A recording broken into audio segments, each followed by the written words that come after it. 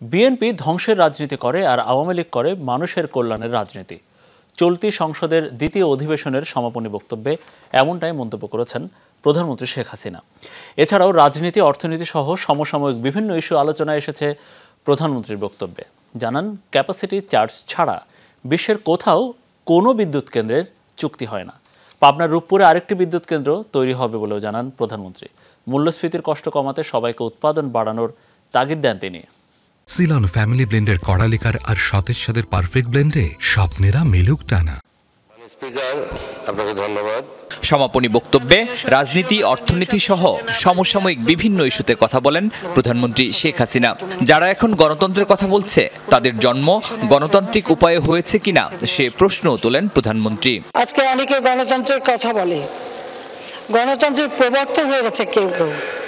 আমার প্রশ্ন, যারা এখন গণতন্ত্র চিল্লায়, তাদের জন্মটা কি গণতন্ত্রের মধ্য দিয়ে হয়েছে, না ওই রক্তাক্ত হাতে যারা ক্ষমতা দখল করেছিল সেই সেনা কর্মকর্তাদের পকেট থেকে বের হওয়া রাজনৈতিক দল?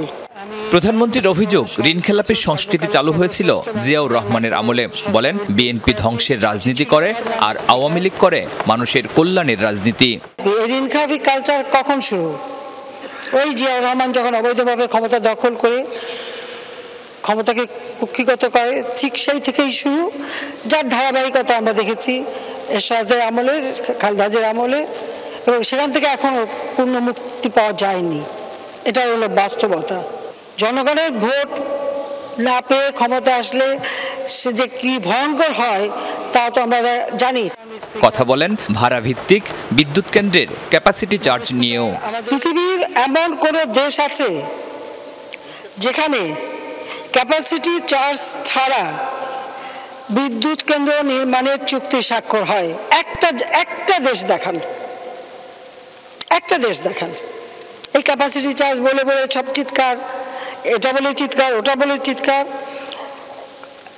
বিশেষ আইনে কাউকে কিন্তু দায় মুক্তি দেওয়া হয়নি। ওই আইনে দায় মুক্তির কোনো ধারাও নেই, কিছুই নেই। দায় মুক্তি কি? কেউ যদি মামলা করতে না পারে, আর বিদ্যুৎ কেন্দ্র বন্ধ করে দিতে না পারে, আবার কাজ বন্ধ করতে না পারে। জানান, রূপপুরে নির্মাণ করা হবে আরও একটি বিদ্যুৎ কেন্দ্র। 62 সাল থেকে পাওয়ার প্ল্যান্ট হওয়ার কথা, পাকিস্তানিরা আমাদের ধোঁকা দিয়েছিল। 2টা পাওয়ার প্ল্যান্ট করবে বলে 2টাই নিয়ে গেল পাকিস্তানে, আর আমাদের সেই জমি পড়েছিল। আজকে আমরা সেখানে সেই পাওয়ার প্ল্যান্টে আজকে বিদ্যুৎ কেন্দ্র আমরা নির্মাণ করেছি, এবং এই বিদ্যুৎ কেন্দ্র সব থেকে ভালো বিদ্যুৎ আমরা পাবো, এবং আমরা সেখানে আরো একটা করব। ইতিমধ্যে আমি কথা বলেছি, ওখানে আবার আরেকটা হবে। সরকারের নেয়া নানা উন্নয়ন পরিকল্পনা তুলে ধরেন প্রধানমন্ত্রী। মূল্যস্ফীতির কষ্ট কমাতে সবাইকে উৎপাদন বাড়ানোর তাগিদ দেন প্রধানমন্ত্রী শেখ হাসিনা। দেশের সম্পদ বিক্রি করে ক্ষমতায় যাব, আমি তো বঙ্গবন্ধু শেখ মুজিবের মেয়ে, আমার পক্ষে তো দেশ বাঁচা সম্ভব নয়। শরীফুল ইসলাম খান, যমুনা নিউজ, ঢাকা।